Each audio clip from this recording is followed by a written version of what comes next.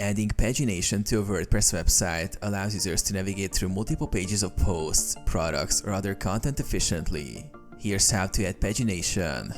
Default WordPress pagination. WordPress automatically generates pagination for blog posts when you have multiple pages. To ensure it appears, go to Settings, Reading in your WordPress dashboard. Under the Blog Pages Show at Most option, set the number of posts per page. WordPress will automatically display pagination at the bottom of your posts, allowing visitors to click to view all their posts. Add pagination to custom templates. If you're using custom themes or templates, you may need to add pagination manually in theme files.